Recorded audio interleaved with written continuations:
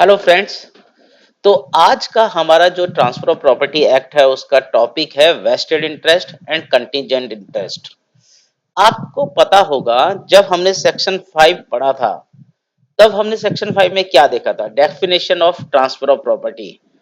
Section 5 कहता है कि transfer of property means an act by which a living person conveys property in present और in future. और अगर आपको याद हो वो वीडियो आपने मेरा देखा हो तो इन प्रेजेंट और in future is related to the convey, not to the property. मतलब ये प्रॉपर्टी से लिंक नहीं है। अगर आपको किसी प्रॉपर्टी को ट्रांसफर करना है तो प्रॉपर्टी एग्जिस्ट करनी चाहिए, property must be in existence.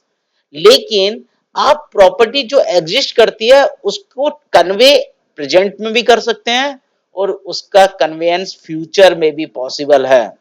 तो उसी को आज हम देखेंगे सेक्शन 19 एंड सेक्शन 20 एंड 21, जिसमें कि vested interest and contingent interest की बात की जाती है।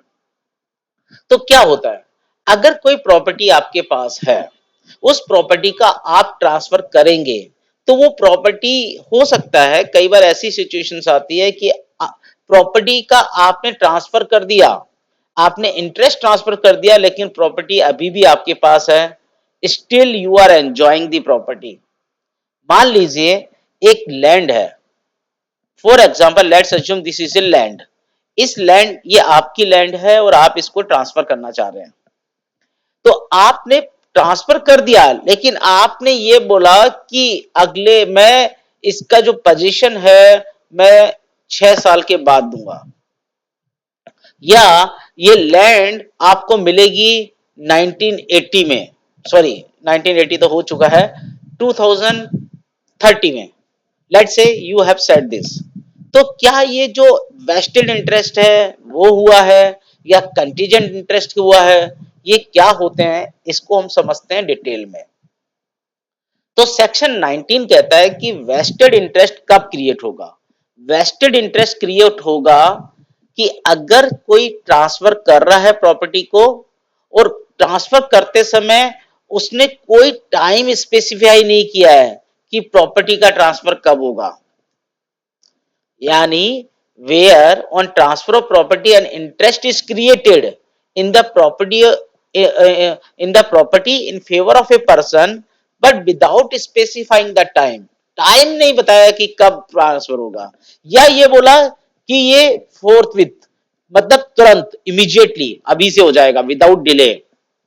या तो टाइम बताया नहीं, या बोला कि अभी से राइट नाउ इमीडिएटली प्रॉपर्टी का ट्रांसफर हो रहा है, इंटरेस्ट ट्रांसफर हो रहा है, या on the happening of certain event, the event which must happen certain. एक कोई ऐसी इवेंट जो होगी ही, जिसको होना ही है, ऐसी इवेंट के बोलते हैं कि अगर जब वो हो जाएगी तब प्रॉपर्टी का ट्रांसफर होगा। तो इस तरीके के अगर ट्रांसफर मेंशन किए हुए हैं तो इस तरह के इंटरेस्ट को क्या कहते हैं, वेस्टेड इंटरेस्ट कहते हैं। वेस्टेड इंटरेस्ट का सबसे बड़ी चीज क्या है जो कि आपको याद रखनी है, कि vested interest is not defeated by the death of the transferee before he obtains the possession। क्या मतलब है इसका, इसको आप ऐसे समझिए। मान लीजिए कि आपकी एक प्रॉपर्टी है, एक प्रॉपर्टी है आपकी, एक लैंड है। आपने ये लैंड, ए आप हो या मान लीजिए कोई पर्सन है, वो अपनी प्रॉपर्टी बी को ट्रांसफर करना चाहता है, ये लैंड बी को ट्रांसफर करना चाहता है। उसने बोला, अगर ये बोलता है कि इस लैंड का ट्रांसफर हो रहा है और the interest in the land is transferred without specifying the time, तो बोलेंगे वी का वेस्टेड इंटरेस्ट क्रिएट हो गया। अब वी का लैंड के ऊपर वेस्टेड इंटरेस्ट क्रिएट हो गया अगर उसने टाइम नहीं बताया तो, या उसने बताया कि ट्रांसफर हो रहा है तुरंत इमीडिएटली, तो भी वेस्टेड इंटरेस्ट क्रिएट हो गया। या उसने बोला कि the interest will be transfer, interest is created, और उसने बोला कि जो प्रॉपर्टी है ये इसको मिलेगी, कब मिलेगी, जब ये 25 इयर्स का हो जाएगा। On attaining the age of 25 years, जब वो 25 इयर्स का हो जाएगा तब देखिए, इसकी लैंग्वेज को समझना जरूरी है। इवेंट का होना मस्ट होना चाहिए। क्या बी का 25 साल का होना जरूरी है? नहीं। हो सकता है बी की डेथ 25 ईयर से पहले हो जाए। तो अगर वो ये बोलेगा कि 25 ईयर्स आफ्टर 25 ईयर्स, कि 25 साल के बाद बी को पोजीशन मिलेगा, तो आज से 25 साल के बाद आफ्टर 25 ईयर्स जो पीरियड है वो आएगा तो आएगा ही। उसका ये किसी चीज पे डिपेंड नहीं करेगा कि आज से 25 साल कभी नहीं होंगे, वो डेफिनेटली होंगे। मतलब अगर ये बोले कि 2050 में पोजीशन मिलेगा, तो 2050 तो आएगा, डेफिनेटली आएगा। इसका मतलब क्या है? इसका मतलब वी का वेस्टेड इंटरेस्ट क्रिएट हो चुका है, वेस्टेड इंटरेस्ट क्रिएट हो गया है।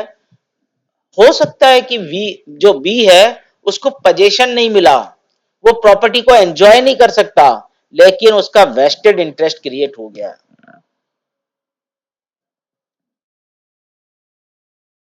अच्छा, वेस्टेड इंटरेस्ट क्रिएट हुआ है, हम ये ना समझ लें कि एंजॉयमेंट प्रॉपर्टी को, जैसे इसको भी अब मैं आपको और अच्छे से समझाता हूं। मान लीजिए ये आपका लैंड है, ये लैंड है। ए ने बी को बोला कि मैं ये लैंड आपको ट्रांसफर कर रहा हूं। ये लैंड पर इसका लैंड आपको कब मिलेगा? आपको लैंड मिलेगा जब सी की डेथ हो जाएगी, on the happening of the death of C. कोई सी एक पर्सन है, जब उसकी डेथ हो जाएगी तब आपको इस लैंड का पोजीशन मिलेगा। तो इसका मतलब क्या है? जब तक सी की डेथ नहीं होती तब तक ये प्रॉपर्टी किसके पास रह रही है? ए के पास है। इसका मतलब बी इसको एंजॉय कर पाएगा? इसके बेनिफिट्स को नहीं एंजॉय कर पाएगा। तो अगर एंजॉय को पोस्टपोन भी कर दिया है, एंजॉय पोस्टपोन हो गया, उससे ये नहीं है कि वेस्टेड इंटरेस्ट क्रिएट नहीं हुआ, वेस्टेड इंटरेस्ट क्रिएट हो गया है।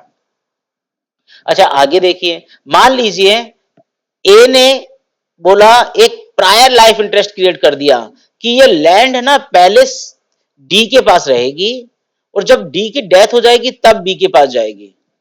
तो क्या इससे भी कोई वेस्टेड इंटरेस्ट क्रिएट हुआ क्या? Yes, it is also vested interest created, क्योंकि डी का केवल प्रायर लाइफ इंटरेस्ट है। अल्टीमेटली प्रॉपर्टी बी को मिलनी ही मिलनी है। नाउ द क्वेश्चन में अराइज, ऐसा भी हो सकता है ना कि बी की डेथ डी से पहले हो जाए। अगर बी की डेथ डी से पहले हो जाएगी तो भी प्रॉपर्टी बी के लीगल हेयर्स को जाएगी। इसका मतलब प्रॉपर्टी तो बी की हो गई, केवल उसको एंजॉय नहीं कर पा रहा, वो पोस्टपोन हो गया उसका एंजॉयमेंट। और वो कोई प्रायर लाइफ इंटरेस्ट क्रिएट कर दिया, पोस्टपोन हो गया, या उसने बोला कि बी को सी की डेथ पे मिलेगी और इसकी जितनी भी इनकम है वो मुझे मिलेगी, तो भी कोई वेस्टेड इंटरेस्ट तो क्रिएट हो चुका है। और वेस्टेड इंटरेस्ट आपका, ये जो रीजंस है इनके कारण हम ये नहीं मानेंगे कि वेस्टेड इंटरेस्ट नहीं है। क्या? कि एंजॉयमेंट को आपने पोस्टपोन कर दिया, अभी नहीं 25 साल के बाद प्रॉपर्टी को एंजॉय कर सकते हो, या आपने कोई एक प्रायर इंटरेस्ट क्रिएट कर दिया, या उस प्रॉपर्टी से जो इनकम आ रही है उसको आपने बोला कि इसको अकुमुलेट करेंगे और ये किसी और के पास रहेगी जब तक उसको प्रॉपर्टी पूरी ट्रांसफर करने का टाइम नहीं आ जाता। या अगर कुछ ऐसा हो गया तो ये प्रॉपर्टी किसी और को चली जाएगी। अगर ये लाइन भी लिखी है, इन स्पाइट ऑफ दैट आपका वेस्टेड इंटरेस्ट क्रिएट हो गया है। क्यों? क्योंकि vested interest is an immediate immediate right. जैसे ही होता है वेस्टेड इंटरेस्ट क्रिएट हो जाता है, तुरंत आपका इंटरेस्ट हो गया, मेरा इंटरेस्ट वेस्ट हो चुका है इस प्रॉपर्टी में। मेरे पास प्रॉपर्टी नहीं है, प्रॉपर्टी किसी और के पास है, पर मेरा प्रॉपर्टी में वेस्टेड इंटरेस्ट है। आई होप आपको ये चीज समझ में आ रही होगी कि वेस्टेड इंटरेस्ट क्या होता है। तो वेस्टेड इंटरेस्ट के कैरेक्टरिस्टिक्स क्या है? पहली चीज तो vested interest does not depend, किसी कंडीशन पे डिपेंड नहीं करता है कि ऐसी कंडीशन होगी तो होगा। वेस्टेड इंटरेस्ट में आपने देखा था कंडीशन क्या थी? मस्ट, कि जिसको होना ही है। इसलिए वेस्टेड इंटरेस्ट किसी भी कंडीशन पे डिपेंड नहीं करता। ये इसका creates a present and immediate right, even though enjoyment में बी पोस्टपोन्ड, लेकिन वेस्टेड इंटरेस्ट तो है। जो वेस्टेड इंटरेस्ट है वो ट्रांसफरेबल भी है और हेरिटेबल भी है।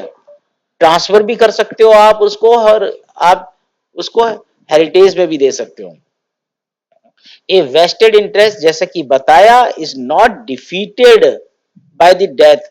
अगर डेथ हो गई है ट्रांसफरी की, उसको पोजीशन नहीं मिला है, तो भी कुछ नहीं, जो प्रॉपर्टी है उसके लीगल हेयर को चली जाएगी। आपने सेक्शन 13 में पढ़ा था कि अगर किसी अनबोर्न पर्सन को अगर प्रॉपर्टी ट्रांसफर करनी हो तो एक प्रायर लाइफ इंटरेस्ट क्रिएट करना पड़ता है। मान लीजिए आपने एक प्रायर लाइफ इंटरेस्ट क्रिएट किया, सेक्शन 20 की बात कर रहे हैं हम। मान लीजिए आपने एक प्रायर लाइफ इंटरेस्ट क्रिएट किया कि एक अनबोर्न पर्सन है, इसको प्रॉपर्टी चली जाएगी, है ना? पर आपने कहा कि ये प्रॉपर्टी इसको तब मिलेगी जब ये 20 साल का हो जाएगा, या लेट से 18 साल का हो जाएगा, तब मिलेगी प्रॉपर्टी।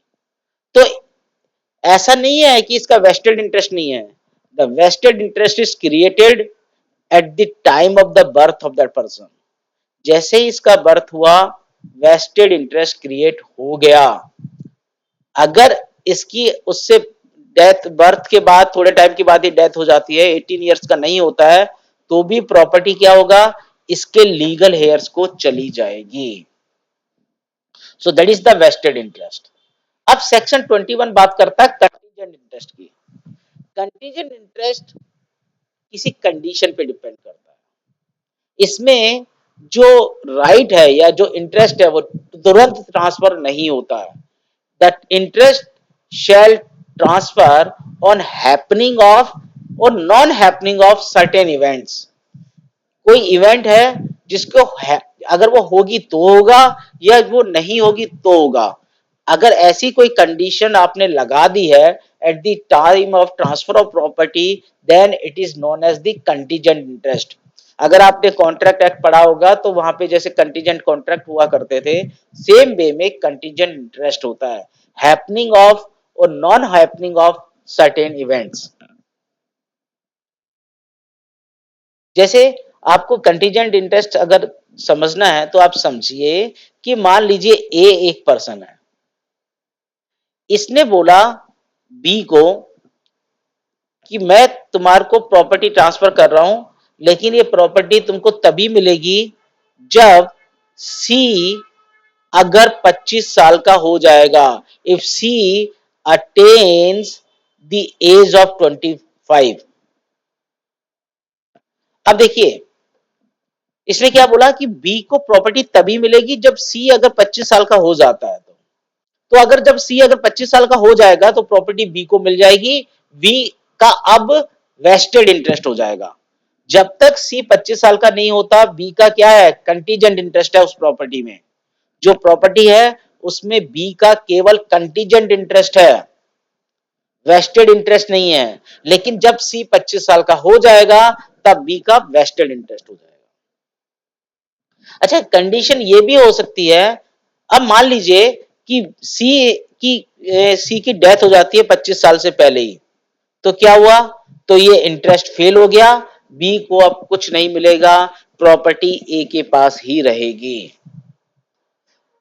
लेकिन अगर ये वेस्टेड इंटरेस्ट होता तो बी की डेथ होने के बाद प्रॉपर्टी किसको चली जाती? बी के लीगल हेयर्स को। लेकिन यहां पे क्या हो रहा है?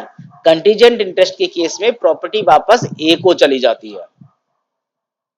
इसी तरह से एक कंडीशन ये भी हो सकती है कि बी को प्रॉपर्टी तब मिलेगी अगर ए 25 साल का नहीं होता है तो।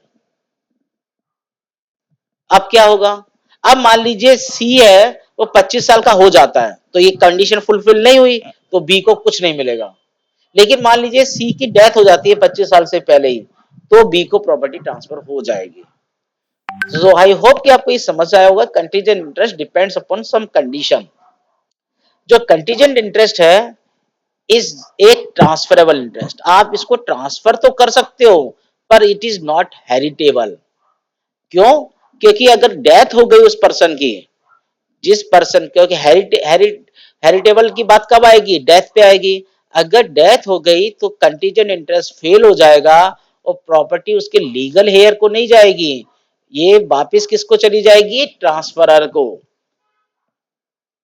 एक चीज आप समझिए कि डेथ एक सर्टेन इवेंट है, कि डेथ तो होगी ही होगी, लेकिन किसी पर्टिकुलर एज की अगर बात करें तो वो सर्टेन नहीं है।